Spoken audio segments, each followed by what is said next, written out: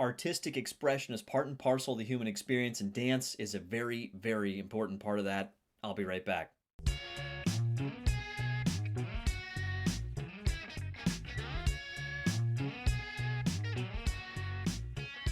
Well, hey there, gang. It's Mike from thegraciousguest.org here with you today, and I'm so thrilled to be doing another episode here with you, another great interview, which I'll get to in just a second. But before that, please make sure you do all those things that you have to do. You got to subscribe to this YouTube channel. You got to like this video, share this content far and wide. If you're listening to the podcast, same thing. Subscribe. Whether it's what am I on now? Again, Google Podcasts, Apple Podcasts, Stitcher, Spotify, all of those and many others. So if you could please share this, I'd really appreciate it. It really helps get the word spread about the kinds of things I'm doing here, where we're always about showcasing wonder and awe, highlighting aspects of the human experience, whether it's film, literature, food. We're going to do another one on that pretty soon, I'm telling you what. Or in this case, dance. How do we have these insights into that which is beyond what we can kind of see with our immediate sort of senses, to this deeper meaning in life, but precisely through these kinds of experiences. And that's really what we kind of do here on the show. So please share this far and wide. I think you're really going to like this one. Today I'm speaking with my friend Liz Gahl. And Liz and I met back in college. We're going to tell that story here in a couple minutes. Liz is a professional ballet dancer.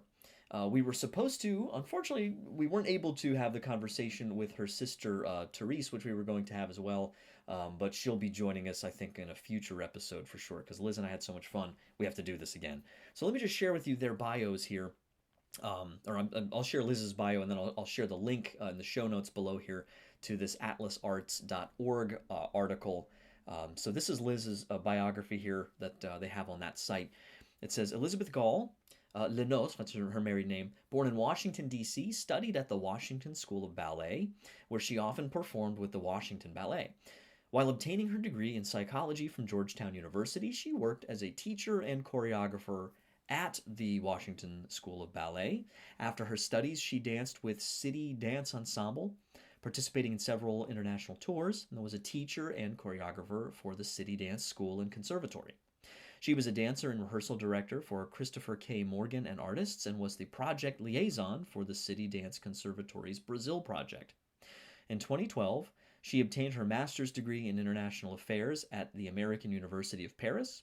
Currently, Liz, is an artiste chorégraphique with the Compagnie José Montalvo. I think I got that right. And is artistic director of Dancing Beyond Borders. And she talks a little bit about this initiative, Dancing Beyond Borders, which I've put a link down for below as well. So Liz and I sat down to talk about basically all things dance, the meaning of dance. Why do human beings dance? What does dance, when it's done well, really say? What message does it communicate? What messages can we communicate through this particular art form? What are some of the challenges? All that and more straight ahead in this interview with my friend Liz Gahl, catching up after many, many years. Take a look. All right. Hey, Liz, thank you so much for being my gracious guest today. This is really exciting to have you on. My pleasure. Thank you for inviting me. Happy to be here. Yeah, well, and what a monumental topic. Even just before we were recording here, and just all the, we could have recorded just that and already gotten a lot covered, but I want to put you on the spot just for fun here as we start off, and I didn't warn you about this ahead of time.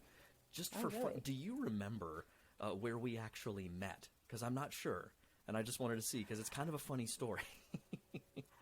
Oh. And if you don't, it's okay. I hope I don't get this wrong. What's that? I hope I don't get this wrong. No, go for it. I believe we met at the Basilica of the National Shrine. You got it. At the Immaculate Conception. You got it. Yes. And it was in Washington, D.C. And it's funny because I was when you mentioned your graduation year earlier, which I don't know if you mind me sharing that or no. 2007. Because that was I couldn't remember. I knew we were close in sort of graduation because I was 06, and so yeah, it was just funny. You were reading at Mass, and it was funny because I congratulated you afterwards. I don't know if that's the right word to use, just because I was like, you're a really darn good lector, And so, still, well done all these years later. And then somehow 15 years have passed, and here we are. But Here we are. but this is such an exciting thing because as I got to know you, all those years ago, and was just really fascinated even then, with your interest in dance and your experience already at that point. I thought maybe you could just give the viewers and the listeners on the podcast version of this a little bit of that background for you and for your sister, who unfortunately couldn't join us today. Right, Yeah. exactly. Well, so I'll give the Cliff Notes version, but I'll try to be as as comprehensive as possible. So when I started dance, when I started taking ballet classes, I was 8 years old. Okay. And my mom says, oh, well, it's just what you did when you had a daughter. You put her in ballet class. You had a son, he did Little League. You have a daughter, you put her in ballet class. And I loved it. And then eventually I just developed a passion for it. And people around me, right and left, maybe they would lose interest, do something else, or got really into academics and, didn't have enough time to do both. But I just kept on going further and further into dance. And when I was in high school, I was really approached with the idea of, do I go professional right after I finish high school, or do I continue higher education? Because I also, I enjoyed academics. I enjoyed lots of different things. And so to be sensible, I thought I'll go to college and then, we'll see what happens after that. So I go to Georgetown University. And while I'm at Georgetown University, I continue dancing as a teacher and a choreographer at the Washington School of Ballet and at other schools in the area. And when I finished my schooling, so I was pre-medicine. I studied psychology pre-medicine. Okay. Yeah. And so I thought, if I wasn't going to be a dancer, I thought I'd be a doctor, because I thought, helping people, making people feel good. They're actually not, they're pretty closely related. Sure. I see our industries aren't that far apart in some ways. But when I looked to my left, looked to my right, when I was in my classes, and I saw they had this passion for medicine, for, the latest studies of this. Oh, did you hear about that? And I was just there to get my grades and just to learn and go semester to semester. And you had that passion But when somewhere I thought else. Absolutely. So that's, I felt that way about dancing. Yeah. So then I thought, if I'm really going to, and I remember at the graduation ceremony, the great Father King gave us the homily, and he said, what you're supposed to do in life, you look for where your talents and the needs of the world intersect. And that's where you're meant to be. That's his definition of vocation. Beautiful. In a way. And so that to me is how I have found a way to put meaning into the profession that I ended up choosing. Sure. So I thought, I have I don't want to be too, I have the humility. I don't want to say I'm the best dancer in the world, but I know I have talent in dance. Right. And then I know that I think that the world could benefit from feeling the comfort and seeing something beautiful, or the escapism and going to the theater and leaving the worries outside for that are all kinds of revelatory things you can discover in seeing a beautiful performance or taking a class or what. So I thought, that's the need in the world, and this is my talent. So this is how I'm going to intersect them.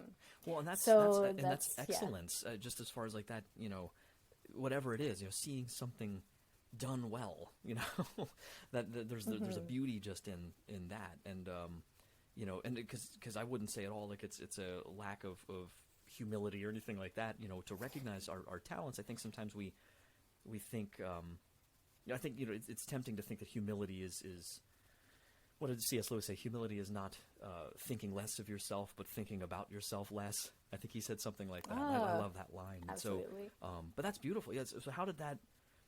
Where did you go from there, basically, from your undergrad time then? So from there, the transition to go back into the dance world was a little bit jumpy, because I had stepped out of it for 4 years to do something else. But I had very quickly gotten back onto my feet, and one of my former dance teachers, she became the director of the City Dance, today is the City Dance School and Conservatory. Okay. And at the time it was a school and a company. So she offered me a job as a teacher, and I had a position in the dance company where I learned choreographies, we performed. I also had amazing experiences in this company because we were often contracted by the U.S. State Department to perform abroad, of on cultural diplomatic missions in some way. So there was some treaty going on in Russia, we went to Russia. Obama made some speech in the Middle East, we went there a couple months after. And I visited Jordan, Palestine, Bahrain, all kinds of... so it was kind of an interesting way for me, and again, in another way to discover the, what do we call it, like the transformative power of dance. the way it can really, affect positive change, the way it can Sure. communicate a message that can maybe go beyond other channels. Right. So that I really enjoyed doing. So that was my professional experience right after college. I also did a lot of guesting in classical ballet, which is kind of more my foundation is classical ballet training. So I performed often in that as well. But after, I guess, 5 years. And I don't mean to interrupt, but were you based, like, when you were home, were you, like, usually based in the D.C. area through that time, or? Yes. Okay. So the City Dance organization is based in Washington, D.C. Sure. Yes. Okay. So yeah, I'm a true Washingtonian. Yep. From born in D.C., raised here, university. So so when eventually I got to after working for a few years, I kind of had the bug to go beyond my home ground. Maybe that's kind of the reason why I ended up going so far. And I wanted to work in cultural diplomacy again, thinking the dance as service, and I thought, maybe it's something about me. I kind of don't, with the humility, I sometimes felt uncomfortable kind of always being the center, or I didn't want to just be chasing the standing ovations and things like that. I see dance as service. And I thought in the cultural diplomacy, some of the experiences that I did while working at City Dance were the most powerful memories that I'll hold forever were when we did community outreach, when we did a performance for a school of handicapped children in Jordan, and it was one of the most emotional experiences I had through dance, at that time. In all kinds of contexts and situations, I thought we can go even further than performing in the beautiful opera houses, which I, also still am involved in. It's still part of my professional life, but I enjoy also having a foot in another dimension of dance. Sure. So when I was on tour at some point, I believe in Kazakhstan, and I was saying, I think I'd like to do what you guys do. You guys organize our tours, and and then someone had told me, that you have to get a degree in international affairs to kind of go into international relations, obviously. And I said, and someone said, there's a great program in Paris. Oh, and then I applied, and that's how I ended up in Paris. Oh, so I moved there 10 years ago. Still there, dancing in a company. That was the link that, because I, through Facebook the and impetus. such, wow. Well, so that's fascinating. So, yeah. Okay. And how long did that program take to complete? You started in 2012, you said? Yeah, I started in 2012. So it was a 2-year master's program. And I wrote my thesis about dance as it can help communities. And my case study was Cuba, and how after the revolution, the dance scene was one of the places in Cuban society and culture where they could they had liberty of expression. They were the least censored of all the arts compared to literature or journalism, for example. But in dance, some choreographers were sending some messages through their pieces that ended up not getting censored because it can kind of go as an allegory or a metaphor. So I was kind of showing the power that the people were able to harness from their expression through dance. So that was what I did during my master's. And then when I finished my master's, I saw an ad for an audition at a theater about it's the National Theater of France today, the National de Chaillot. It's right across from the Eiffel Tower. I got to eat lunch right in front of the Eiffel Tower. I was pretty spoiled. And so there was a casting and they were looking for new dancers, and I was picked. Wow. And I've been dancing at this company ever since. It's been 7 years since I've been there. That's so cool when the Cuba connection is fascinating to me because that kind of subversion, so to speak, what oddly enough, like that reminds me of John Paul II and the Rhapsodic Theater that, when he was in Poland, not with dance, but with theater in his case, which it's like 6 degrees of Kevin Bacon. There's always a way to connect things to our faith. So, because that then, of course, makes me think of this wonderful letter to artists that he wrote, which we've been talking about before sitting down today, as some good background kind of vision for really art in general. And so he, of course, as John Paul II, as a playwright in his youth, as an actor, I think he brings those things up in the letter. By name, mentions literature, and also as a great student of art in general, and where he's at when he's writing this, he's of course mentioning works like Michelangelo and Raphael and like these great paintings and sculpture. But as you mentioned before, curiously enough, there is not a mention by name of dance in this letter. So I'm not blaming our Holy Father. I do want to just bring this up to you as far as why. So what about this really resonates with you, or in terms of the role of your faith in dance? Like, how did that sort of dovetail with just your experience of it, or discovering your talent? Like, so how did that, kind of, tie in a sense, or maybe increasingly over time, perhaps, with your vision here with dance and why we dance as human beings? Yeah. Well, actually, something about dance, why we dance. I'll start with that, then I'll go backwards to my connection with faith and dance. So there's a quote by Albert Einstein that hold on, wait 1 second, I'm going to cheat, and because I found it recently. It says, "Nothing happens till something moves." And he's talking about physics, probably. Maybe he's not talking about dancing, but I feel like it's something very fundamental. Dance is, it is right. physics. Yeah. Absolutely. No physics, no dance. But, that's so cool. Absolutely. So nothing happens till something moves. And like when you from the first heartbeat in the womb, that's a rhythm. Yeah. There's movement, and dance is just fundamental to who we are. It's fundamental to my identity, but it is fundamental to who we are. So that's why we dance, is because it's the first thing we do in the womb. I think we don't talk, we don't sing, but I'm sure we're dancing. What Jesus did when Elizabeth. Yes, at the visitation. Greeting, right? Yeah, Yep. he leaped. Yeah. He didn't or move. John, He leaped. John, right? Yeah. Yes, exactly. Right, John. And David before the ark. So like, there's definitely scripture. We see, that's the thing. As I sometimes think, there's a puritanical attitude that does come up in different.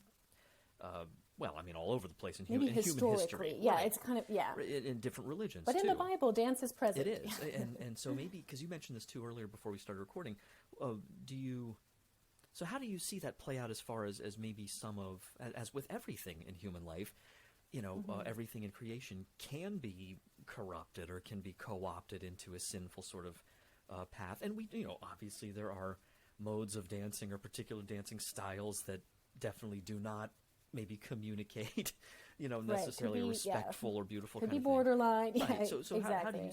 But again, we don't want to throw the baby out with the bathwater. And what do you? Maybe speak to that a little bit more as far as some of those struggles you maybe encounter with that attitude, or people just forgetting to include the beauty that dance, is really probably meant for in the first place. Yeah, I'll tell you. So about my connection between faith and dance, to me, it's almost like a two-way street for me. For me, when I approach, my approach to dance, how faith nourished my approach to dance. So I feel like to become a great dancer, you need a lot of virtues. And so some of these virtues that we work on in our interior life, to me, helped me become the dancer I am today. Things like discipline, things like, taking care, so being thoughtful, taking care of ourselves. Like we were given this body, like the temple of the Holy Spirit. Moderation, yes. Hard work. There are a lot of, and giving to others. There's a generosity that you need. So to me, I try to use, to associate things in my faith to help me become a better dancer.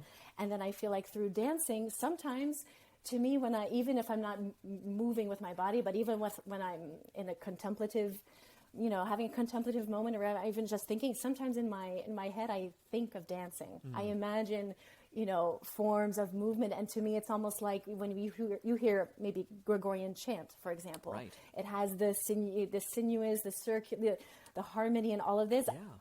I think of that in prayer. So I contemplate on movement. So it's in my way. Yeah. It's not Gregorian chant, but in my own way, I find dance can be contemplative, or a way for me to reflect the beauty of God's creation, creating harmony in a visual space,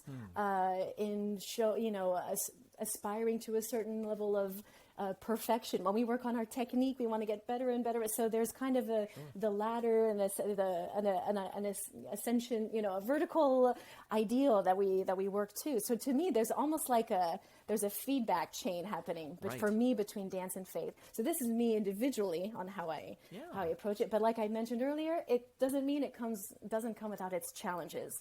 Working in an environment that's not very faith-based, let's say. I don't. Sure. Maybe there are faith-based dance companies that exist, or I don't. But I never got really involved into the liturgical dance scene, because that's in certain, Right. Right. certain Christian churches, certain Christian churches. There's liturgical dancing, but I was never, involved in something like that. So it is something. It's, to me, then the dance and faith continues to reinforce itself, because as I'm in a place in the world where maybe a lot of people are placed in different professional environments that are not faith-based, it's a witness. Right. Just to, because I remember when I was in, 4 years ago, in Paris, I got married, and I got married in a church. Congratulations. I never officially said congratulations, Oh, well, by the way. well, thank you.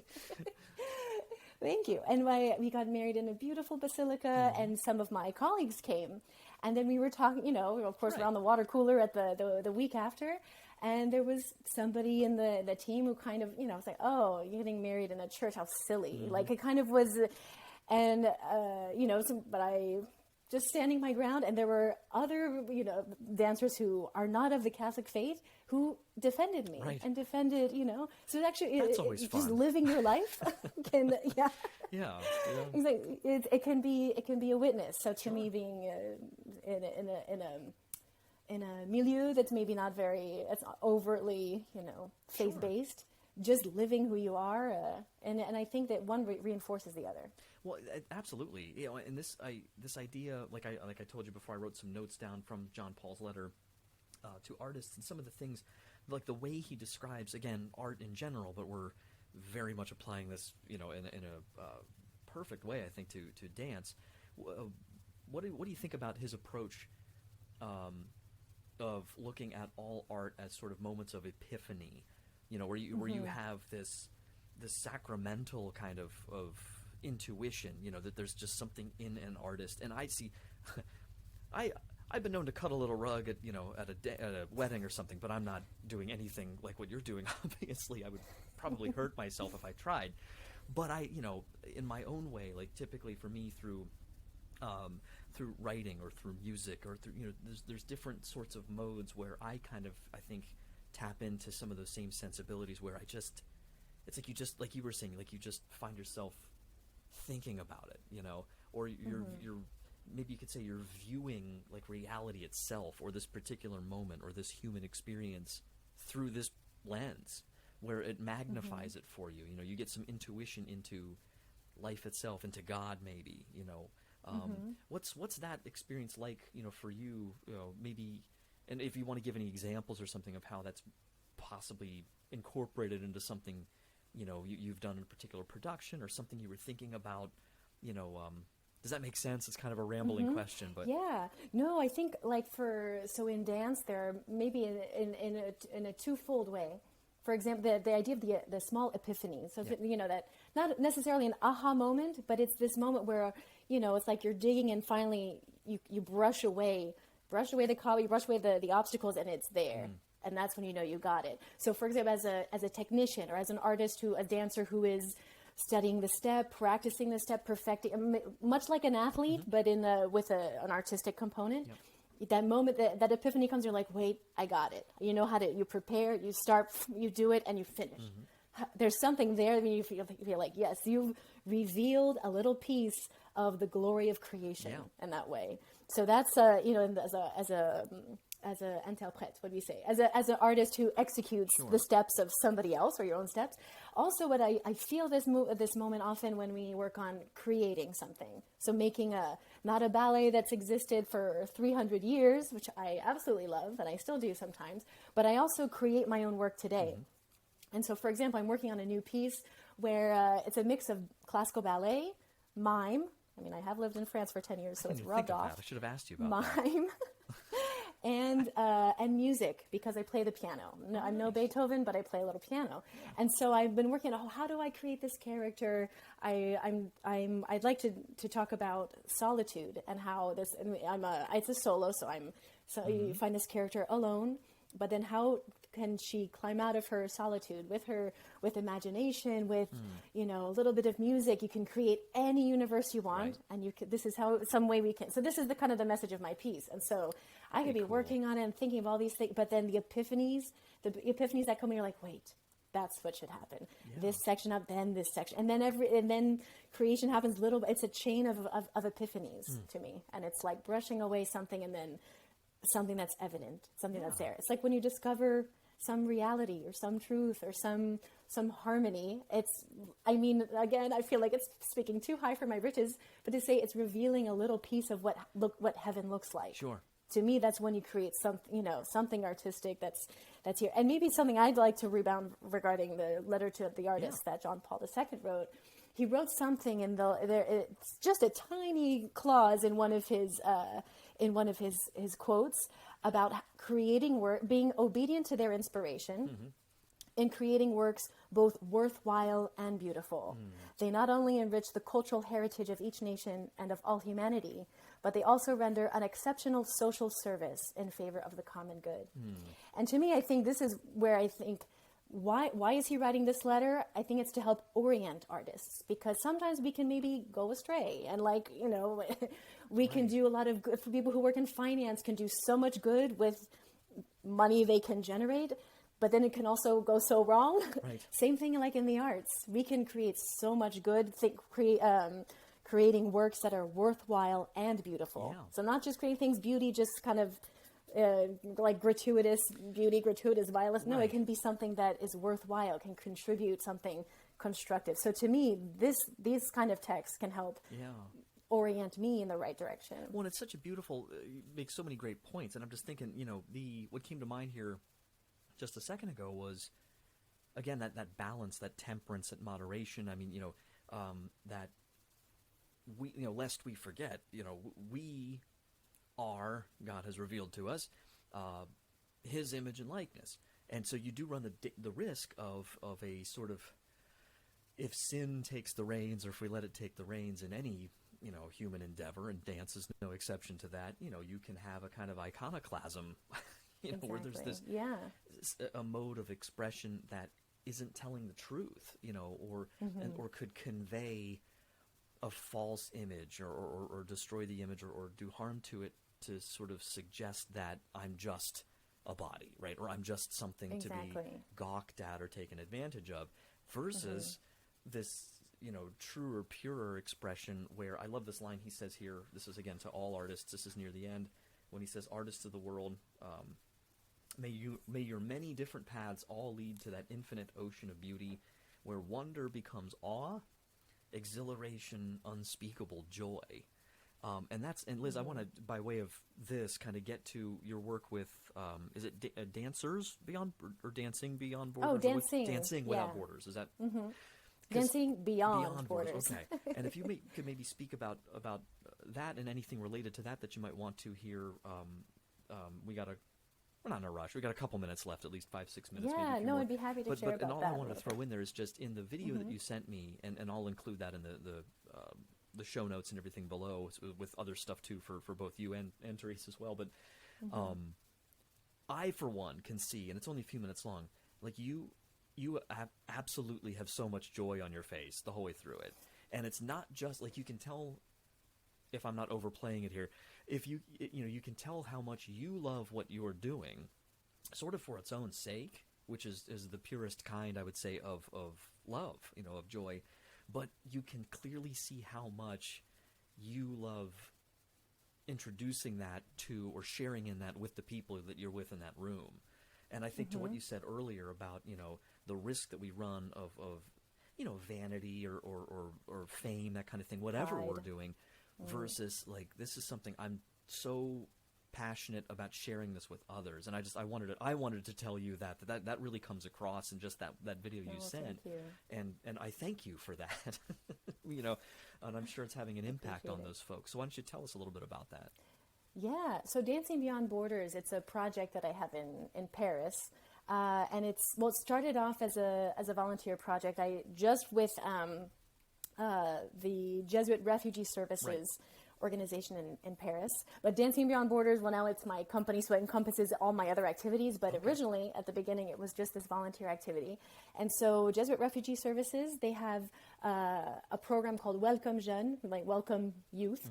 So for refugees and asylum seekers who arrive in Paris, They try to organize all kinds of activities that are meant to help them fight against isolation and being too alone, try to get them to create a community. Right. They learn French, integration, and all of that. So for me, it's just a tiny piece in the cog of all the amazing work they do.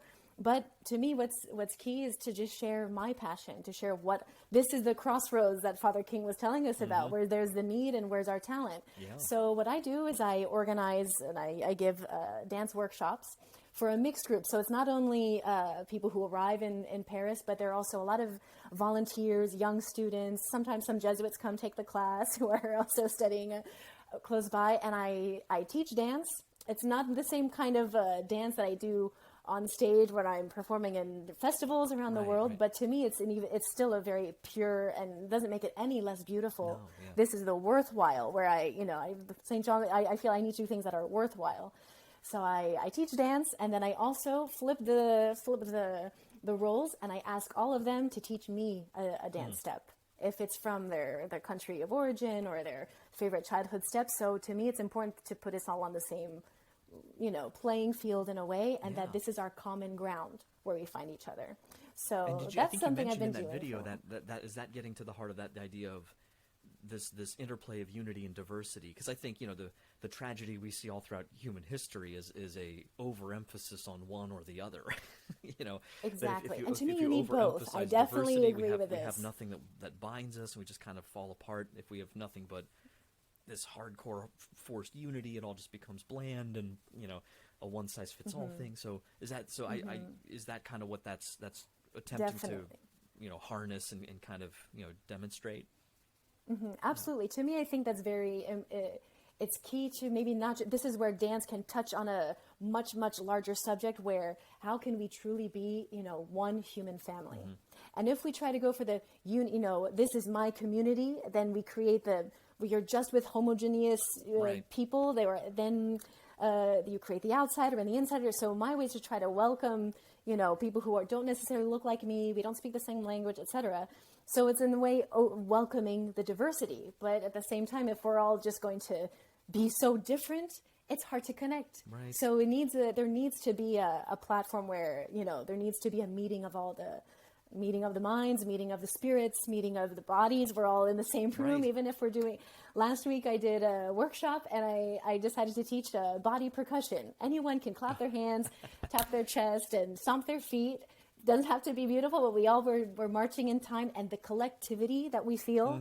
we were a group. I bet there's some we were at energy least 30 in that room. Oh, there's energy, and it's something. It's stronger than us, and it's stronger than me, and so to me, I feel like this is it's a tiny thing that I can contribute. It might not change the world, but if at least for that one day, if for 2 hours, they're not worried about waiting for their status on their papers and all of this, and I get out of my rhythm of just worrying about where am I going to work tomorrow, where am I going to do.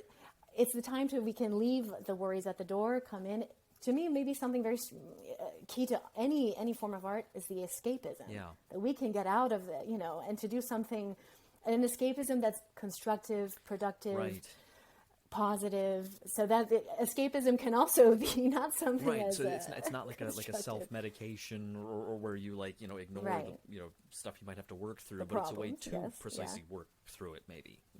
Exactly. Do you ever do anything with this? Is totally a random question that I've always been, and I'm increasingly over the years, just interested in Maori culture, and some of those I guess by extension certain kind of different Polynesian traditions and stuff. But and I've lately been thinking of this because I'm a huge Star Wars fan, as anyone that listens to this or watches this knows. And Tamura Morrison, who's from New Zealand, is reprising this role as Boba Fett now for this new show that's coming out on Disney Plus. And he has, and they keep showing more behind the scenes stuff, that he's been given a lot of latitude. It's kind of cool to draw in and to sort of advise certain elements of the production when it comes to creating this character, to incorporate some of those traditions, including we haven't seen this yet in the show itself, but some of the like Haka dance type stuff, which behind the scenes. So I don't know if you've ever encountered any of that, but like that's really cool to me in particular for some reason, and how culturally significant that tradition is in a lot of different ways. So. Yeah, right? absolutely. So I'm familiar Yeah. with it. I would not be a strong practitioner. I've learned a little bit, but I've I'm seen not it. So asking you I for a mean, demonstration right now or anything. No. not put me on the spot. No, but it's a strong example of the cultural identity of a people Yeah. that's expressed through dance and music, and because there's also song and chanting going Right. along with it, and how it can you can transmit so many messages. I Right. think it's also maybe even in battle, even there are ways Yeah. to communicate all kinds of things. Well, I think So is that getting at? yeah. That's even getting at. I think what you were saying earlier before we started recording. That I almost forgot about this connection. But as far as dance is potentially, sacramental in a lowercase s way of communicating these eternal truths and realities. But would that maybe open the door to some of these things that you've kind of mentioned a little bit already about some of those human experiences as well, or like you said about solitude? Is there anything else on that, as far as other related sort of human experiences or things like that you think can really come through in performance art like this? Yeah, well, I feel like already there's the whole gamut of human experiences, emotions. A lot of you can talk about human relationships through dance in duets or in ensemble work. So I think there's a huge narrative component there. So there are abstract kinds of dances, but there are also a lot of narrative storytelling opportunities there. I mean, the another element of dance and performance art in general, but I think in dance, is that it's a way of it's a nonverbal communication that's not just among dancers, but it's among Right. dancers and the people who watch it. Right. So you don't even have to be doing the movement to be touched by what the Yeah. dancer is communicating. So that's Well, and something you don't, that's you also, don't I need to think, know anything powerful. about ballet to be instantly affected by certain gestures and positions and stuff like that. There is just something transcendent about it, which is fascinating. Absolutely. And that also reveals something very universal about the human Right. family. That whether you come from whatever Right. country Yeah, or why is whatever that? whatever Right. age you are, there are things where you understand someone's sad by their body, but not just the facial expression or by saying I'm sad, but with the body you can communicate. Oh wow, this is such a sad solo. Did she lose her partner? Or did she, Right. is she lonely? And same thing with joy. Joy is universal. You don't have to, you don't need to have any other explanation to be able to understand, if someone is communicating joy through dancing. Right. And actually, going back to the Bible, there are a lot of times when they mention dancing, it's like, oh, and he smiled and joyed with joy, leaped with Right. happiness and all of this. Yeah. So dancing and often express our overwhelming joy. Right. There's something they say in musical theater. So when they do in a Broadway play, for example, they have the dialogue. You can tell a story through dialogue by speaking, and when the emotion becomes overwhelming, they break out into song next. Right. Song is the next degree. When they're even more overwhelmed by their song, that's when they break out into dancing. Right. So it's the degree, even Right. the highest degree Yeah. of communicating human emotion. It's So that's and- something I feel is super powerful. And I can't help but think, I mean, this is why, like was it the Aino Lindale and Tolkien's Silmarillion, that preface where he, reimagines the creation of the universe through song, through the sort of, motion and song of these angelic figures, which you see a little version of that in C.S. Lewis at the end of, I think it's the second book of his Ransom trilogy, where he sees the great dance, right? And just all these, and the way he describes it is just so incredible. For anyone who hasn't read that, I recommend checking that out too. But that idea that this is so much more, and I think we know it deep down. It's so much more than just a thing that it's such an insufficient explanation for everything we've been talking about today to have this sort of scientific, reductionistic, like, yeah, it just all randomly happened. It's just electrical impulses. Like, no, it's not. Come on. Yeah, it's so It's beyond so what we could obviously not. even. Yeah. There's something so incredible here. Liz, I'm so sorry. We should, I don't want to do this, but we should probably start to bring it to a close for at least this installment. Why don't you want to share anything else as far as you talked a little bit about some upcoming events and opportunities, and I know your sister has some stuff coming up too. Sure. Well, thanks. I'll Yeah. just pretty briefly. So my sister Therese Gahl, she is a choreographer dancer based in Washington D.C. So if you're in the Washington D.C. area, she will be presenting her work on March 4th at the Intersections Festival here at the Atlas Theater. So she's very excited about that. She's showing her mix of some of her best of some of the work she's already done, and she has a new piece she's also making. And well, if you're in Paris, if you're over in Across the pond, in Europe, so just hop on over. So I'm working on a new piece. Like I said, it's called Tico Tico, and so hope maybe I'll be sharing more information with you about the premieres and things like that as it's coming up. But thanks for having me. It's been so great chatting about obviously one of my favorite subjects. So and so it's even so much more we could go into, but at least it's been very to scratch the surface. Well, and I think future installments I think are a must. So yeah, I have so absolutely, many more I'm on board. So, well, God bless you. Thank you so much for coming on today. Well, thank you for having me. It's been a pleasure. What a blessing that was. That was just so much fun. And a subject for, just for me personally, like I don't really follow the dance world. I don't know anything really about ballet per se. I mean, my daughter is currently taking ballet lessons. I laughed when Liz said that about, entering little girls into dance school. That's what we did, and she's having a lot of fun. It's a ballet and tap class that she's in. So, I'm kind of learning, but truly amazing insights that Liz shared here today. And I really hope you got something out of that. I'm sure you did. So we'll definitely have to have her back on and have her sister Therese join us hopefully in the future. So thank you guys so much for stopping by the Gracious Guest Show today. As always, here we are, living with wonder and awe. God bless you all. Please share this far and wide. And until next time, don't forget to wonder. Take care.